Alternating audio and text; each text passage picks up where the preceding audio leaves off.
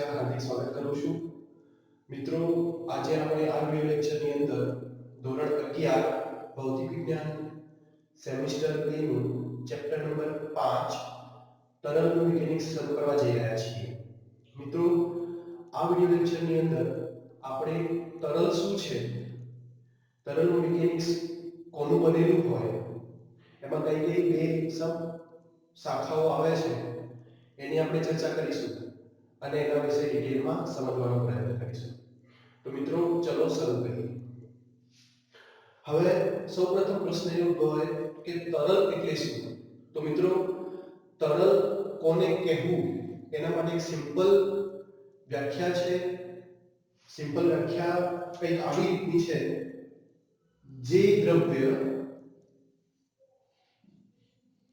વહી શકતું હોય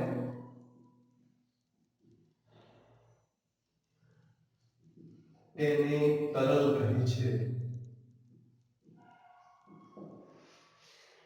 વ્યાખ્યા બહુ સિમ્પલ છે જે દ્રવ્ય વહી શકતું હોય તેને તરલ કહે છે એટલે કે દ્રવ્ય જો વહી શકતું હોય તો એને તરલ કહેવાય હવે આપણે રોજિંદા જીવનમાં ઘણા બધા તરલ આપણા સંપર્કમાં આવતા હોય છે જેમ કે સૌથી પહેલા પાણી આપણે સવારથી ઉઠીએ છીએ કે રાત્રે સૂઈએ છીએ ત્યાં સુધી પાણીનો ઉપયોગ કરતા હોઈએ છીએ એ પણ શું છે એક તરલ છે તો અહીંયા જો ઉદાહરણ લખું તો કયા કયા ઉદાહરણ આવશે તો સૌથી પહેલા મેં તમને કહ્યું એ પ્રમાણે પાણી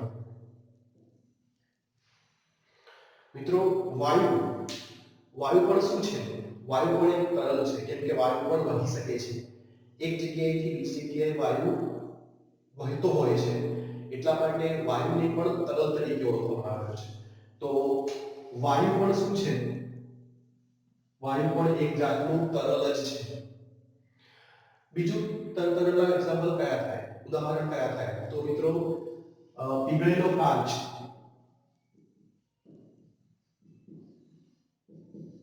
એ પણ શું છે તરલ છે પીગળેલો ડામર ડામરને જો તમે પીગળાવો અને એને જો તમે રોડ ઉપર મૂકો તો એ શું છે ધીમે ધીમે વહેતો હોય છે તો વાયુ એ પણ એક તરલ છે પાણી પીગળેલો કાચ પીગળેલો ડામર પારો આવા ઘણા બધા ઉદાહરણો તમે તરલના આપી શકો છો તો મિત્રો વ્યાખ્યાને સાદી રીતે સમજવાનો પ્રયત્ન કરીએ તો જે દ્રવ્ય વહી શકતું હોય તેને આપણે તરલ કહીશું હવે મિત્રો અહીં મિકેનિક્સ તરલનું મિકેનિક્સ આપણા ચેપ્ટરનું નામ છે તરલનું મિકેનિક્સ તો તરલનું મિકેનિક્સ એટલે શું તો પહેલા સૌપ્રથમ મિકેનિક્સ કોનું બનેલું હોય અથવા મિકેનિક્સ કોને કહી શકાય એનો સમજવાનો પ્રયત્ન કરવો પડે તો જો હું અહીંયા મિકેનિક્સ લખું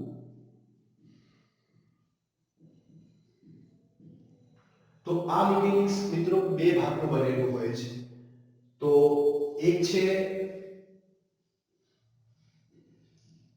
સ્ટેટિક્સ અને બીજું છે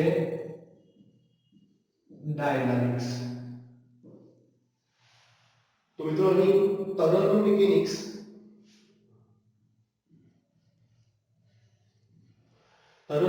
ની હું જો ચર્ચા કરું તો એના બે ભાગ પડશે એટલે કે તરલનું મિકેનિક્સ બે સબ શાખાઓની બનેલી છે પેટા શાખાઓની બનેલી છે જેમાં પહેલું છે તરલનું સ્ટેટિક્સ અને બીજું છે તરલનું ડાયનામિક્સ તો સ્ટેટિક્સ એટલે શું તો મિત્રો અહીં તરલ સ્થિર હોય એટલે કે એવું કહી શકીએ જો સ્થિર તરલ પર અથવા સ્થિર તરલના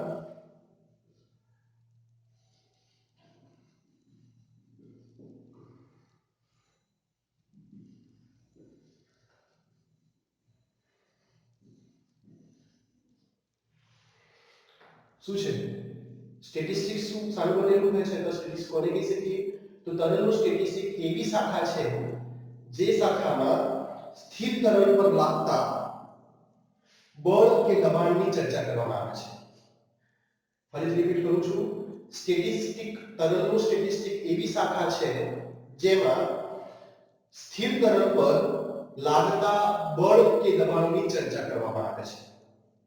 તો મિત્રો ડાયનામિક્સ શું છે? તો ડાયનામિક્સ એ તરલ જ્યારે ગતિમાં હોય, તો ગતિમાં રહેલા તરલના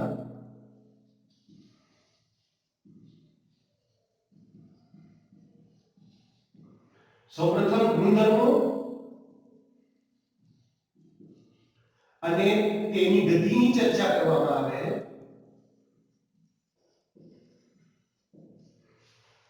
તેવી શાખાને આપણે શું કહીશું? ડાયનામિક્સ કહીશું. ફરીથી રિપીટ કરું છું, તરલનો ડાયનામિક્સ શું છે? તો જે શાખામાં આપણે ગતિમાં રહેલા તરલના ગુણધર્મો તથા તેની ગતિની ચર્ચા કરીએ એવી શાખાને આપણે શું કહીશું? તરલનું ડાયનામિક્સ. તો મિત્રો તરલનું મિકેનિક્સ સારી બનેલી હોય છે. તરલનું મિકેનિક્સ, તરલનું સ્ટેટિક્સ અને તરલનું ડાયનામિક્સ ની બનેલી હોય છે. હવે મિત્રો અહીં ડાયનામિક્સના પણ બે ભાગ પડે છે. જો હું ડાયનામિક્સ ની ચર્ચા કરું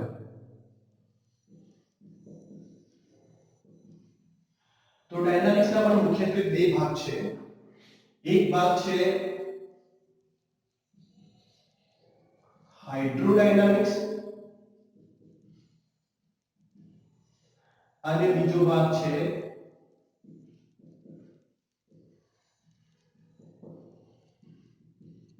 એરોડાયનામિક્સ.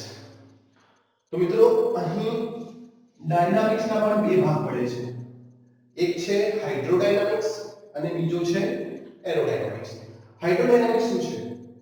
ડાયનામિક્સ છે એટલે કે બંને જ શાખાઓની અંદર તરલ વહેતું હોય અને જો એ વહેતા તરલના ગુણધર્મો તથા તેની ગતિની ચર્ચા કરીએ તો એને આપણે કહી શકીએ છીએ તરલનું ડાયનામિક્સ. તો હાઇડ્રોડાયનામિક્સ એની વ્યાખ્યા તરલના ડાયનામિક્સ જેવી જ થશે. અહીં ફરક શું હોય છે? અહીં તરલના ગુણધર્મોની ચર્ચા કરવામાં આવતી હોય છે અને તરલના ગતિની ચર્ચા કરવામાં આવતી હોય છે હાઇડ્રોડાયનામિક્સમાં. જ્યારે એરોડાયનામિક્સમાં વાયુના ગુણધર્મો અને વાયુના ગતિની ચર્ચા કરવામાં આવતી હોય છે. તો મિત્રો અહીંયા ફરક એટલો જ છે કે હાઇડ્રોડાયનામિક્સ એ એવી શાખા છે જે શાખામાં વહેતા તરલના ગુણધર્મો તથા વહેતા તરલની ગતિની ચર્ચા કરવામાં આવે. એરોડાયનામિક્સ શું છે? તો એરોડાયનામિક્સ એ વાયુ સાથે સંકળાયેલ છે, એટલે કે ગતિમાં રહેલા વાયુ, આપણે વાયુને પણ શું કહીએ છીએ? તરલ કહીએ છીએ. તો ગતિમાં રહેલા વાયુના ગુણધર્મો તથા તેની ગતિની ચર્ચા કરવામાં આવતી હોય એવી શાખાને આપણે એરોડાયનામિક્સ કહી શકાય. તો મિત્રો અહીં તમારે ક્લિયરલી સમજવું પડે કે મિકેનિક્સ એ બે ભાગની બનેલી છે અથવા મિકેનિક્સ બે શાખાઓની બનેલી છે. સ્ટેટિક્સ, તરલનું સ્ટેટિક્સ અને તરલનું ડાયનામિક્સ. ડાયનામિક્સના પણ બે ભાગ પડતા હોય છે, હાઇડ્રોડાયનામિક્સ અને એરોડાયનામિક્સ. હવે મિત્રો સૌપ્રથમ આપણે અહીંયા મિકેનિક્સમાં પહેલી શાખા જોઈશું જે છે સ્ટેટિક્સ, તરલનું સ્ટેટિક્સ. તો તરલના સ્ટેટિક્સમાં આપણે ભણવાનું શું છે આ ચેપ્ટરની અંદર? તો મિત્રો આ ચેપ્ટરમાં તરલના સ્ટેટિક્સમાં આપણે દબાણ અને પાસ્કલના જે નિયમો છે એને આપણે જોઈશું. પ્રયોગો જે છે આપણે જોવાના છીએ અને ડાયનામિક્સમાં આપણે બર્નોલીનું ઇક્વેશન અને એના ઉપયોગો તથા શ્યાનતા આ બંનેની ચર્ચા આપણે ડાયનામિક્સમાં કરવાની છે. તો મિત્રો આશા રાખું છું કે તમને આ ઇન્ટ્રોડક્શન બરાબર સમજાયો હશે. તો સૌપ્રથમ આપણે સ્ટેટિક્સ થી શરૂઆત કરીએ. હવે મિત્રો તરલના સ્ટેટિક્સમાં સૌથી પહેલો ટોપિક છે દબાણ. તો મિત્રો દબાણ શું છે એ આપણે અહીંયા જોવાનું છે.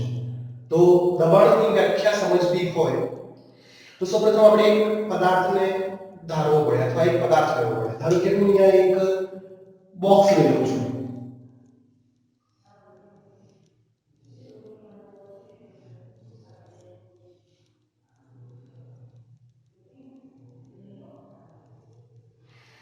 ધારો કે આ બોક્સ છે જેને આપણે પદાર્થ તરીકે લઈએ છીએ. અમે શું લીધું છે? પદાર્થ લીધો છે. આ પદાર્થની કોઈપણ સપાટી ઉપર જો એકમ ક્ષેત્રફળ દીઠ એટલે કે આ જે બોક્સ છે એમાંનું એકમ ક્ષેત્રફળ જો લઉં, ધારો કે આ એકમ ક્ષેત્રફળ છે, બરાબર છે. આને હું શું કરું? આને હું અહીંયાથી મોટું કરીને આ રીતે દર્શાવું છું.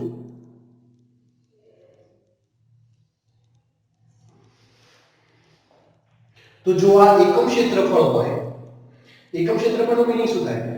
કે બધી જ બાજુઓ એકમ ક્ષેત્રફળ છે. એકમ ક્ષેત્રફળ એટલે કે આ તો જો 1 મિલીમીટર હોય તો બધી જ બાજુઓ કેવી થશે? 1 મિલીમીટર. 1 સેન્ટીમીટર હોય તો 1 સેન્ટીમીટર.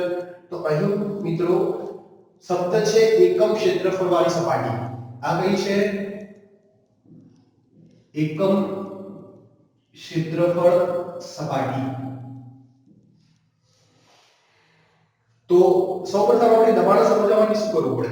દબાણ સમજવા માટે કોઈ એક પદાર્થ ઉપર એકમ ક્ષેત્રફળ વાળી સપાટી પર લંબ રૂપે લાગતું બળ, આ શું લાગે છે? F, જેને આપણે શું કહીએ છીએ? બળ કહીએ છીએ. તો વ્યાખ્યા કઈ રીતે બની શકે? કોઈ પદાર્થ પર એકમ ક્ષેત્રફળ વાળી સપાટી પર લંબ સ્વરૂપે લાગતા બળને તે સપાટી પર લાગતું દબાણ કહે છે. તો વ્યાખ્યા કઈ રીતે થાય? પદાર્થની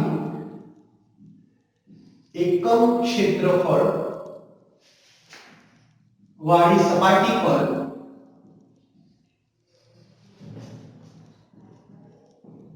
સપાટીને લંબ રૂપે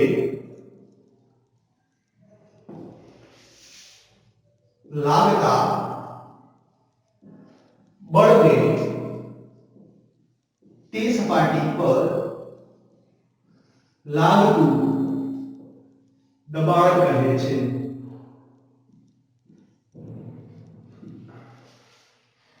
અહીંયા મિત્રો શબ્દો કયા મહત્વના છે? સૌથી પહેલા તો સપાટી કેવી હોવી જોઈએ? એકમ ક્ષેત્રફળ વાળી. અને જે બળ લાગે છે એ બળ કેવું લાગવું જોઈએ? લંબ સ્વરૂપે. તો એ બે શબ્દો મહત્વના છે.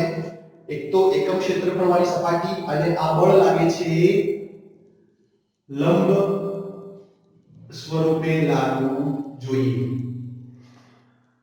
ફરીથી રિપીટ કરું છું. દબાણ શું છે?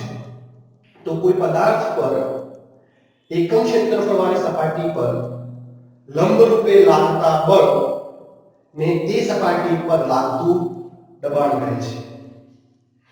ફરીથી જો વ્યાખ્યા, પદાર્થની એકમ ક્ષેત્રફળ વાળી સપાટી પર સપાટીને લંબ એટલે કેવું?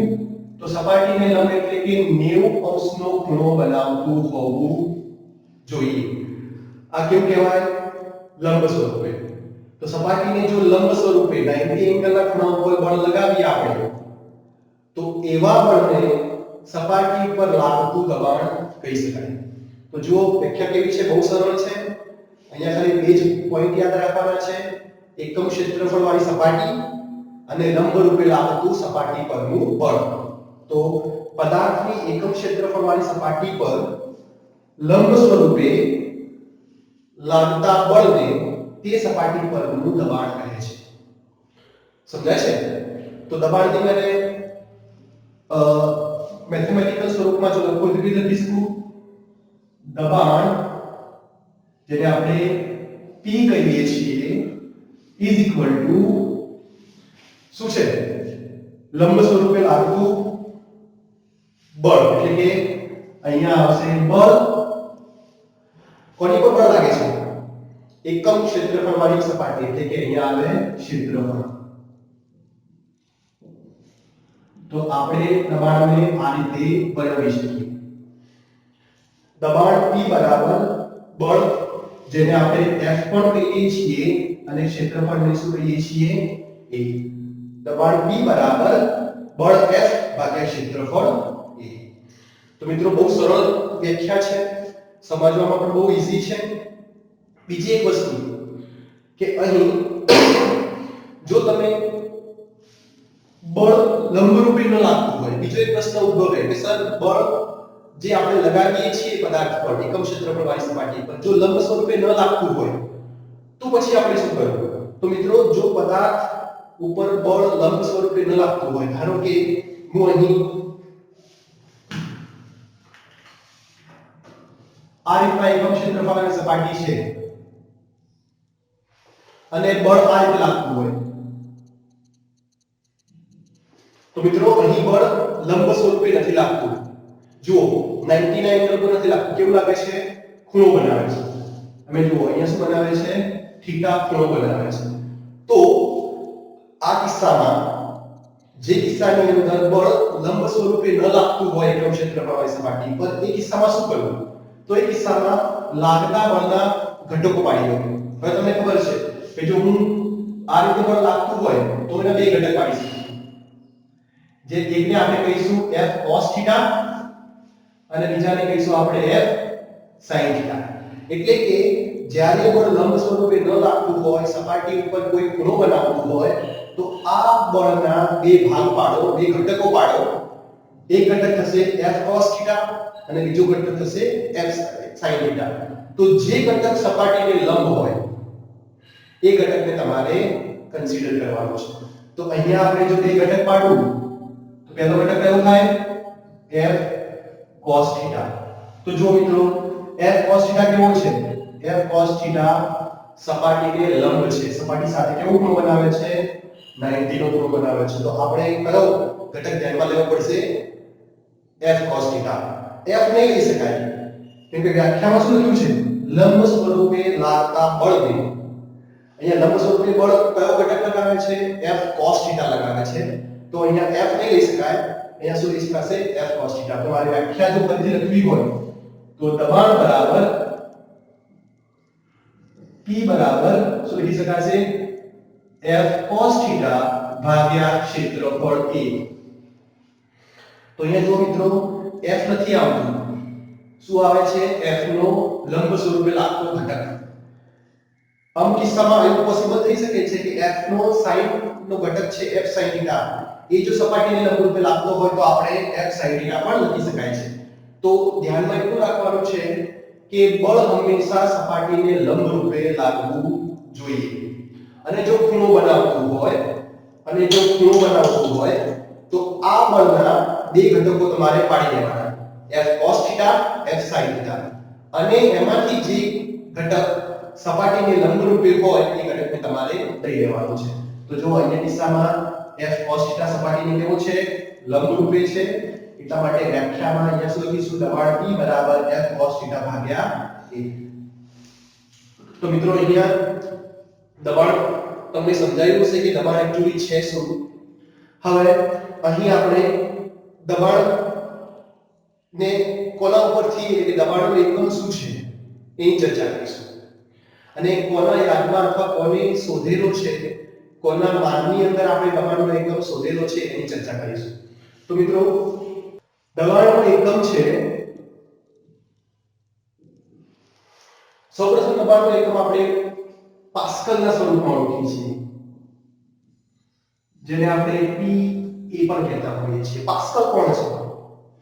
તો પાસ્કલ નામ એક ફ્રેન્ચ વૈજ્ઞાનિક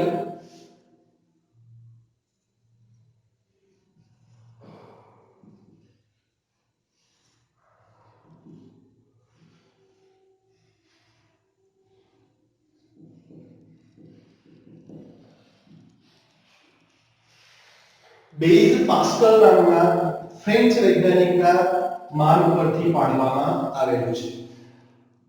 ફ્રેન્ચ વૈજ્ઞાનિક બેઝ પાસ્કલ જે છે એમને દબાણ અને એના અનુસંધાનની અંદર ઘણા બધા પ્રયોગો કરેલા હતા અને એમના નામ પરથી આપણે દબાણનો જે એકમ છે એને પાસ્કલ PA તરીકે ઓળખીએ છીએ. તો 1 પાસ્કલ બરાબર શું? તો 1 પાસ્કલ બરાબર 1 ન્યૂટન પર મીટર સ્ક્વેર. એટલે કે આમ આપણે શું કરીએ છીએ? લખીએ છીએ દબાણ, જેને આપણે જો PA તરીકે ઓળખીએ તો શું છે?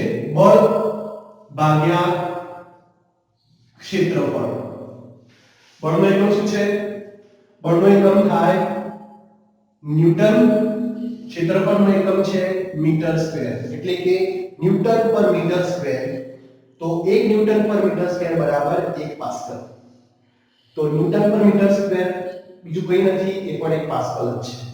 તો મિત્રો આશા રાખું છું કે તમને આ આજના જે ટોપિક મેં અહીંયા ચર્ચા કરી છે એ તમને સમજાયા હશે. જો તમને આના અનુસંધાનની અંદર કોઈ પ્રશ્ન હોય, કોઈ ક્વેરી હોય તો તમે મને કમેન્ટ સેક્શનમાં લખી શકો છો. અને જો આ વિડિયો પસંદ આવ્યો હોય, હું જે તમને એક્સપ્લેન કરું છું એ તમે બરાબર સમજી શકતા હોય તો આ વિડિયોને લાઈક કરો, શેર કરો, સબસ્ક્રાઇબ કરો મારી ચેનલને. હજી સુધી જો ચેનલ સબસ્ક્રાઇબ ન કરી હોય તો પ્લીઝ એને સબસ્ક્રાઇબ કરી લો. હું આવી રીતે દરેક ચેપ્ટરના વિડિયો મૂકતો આવું છું જેથી કરીને તમે ભવિષ્યમાં જ્યારે પણ હું વિડિયો મૂકું ત્યારે તમે એને જોઈ શકો. તો અહીંયા હું વિરામ આપું છું. નેક્સ્ટ વિડિયોમાં મળીએ. Thank you.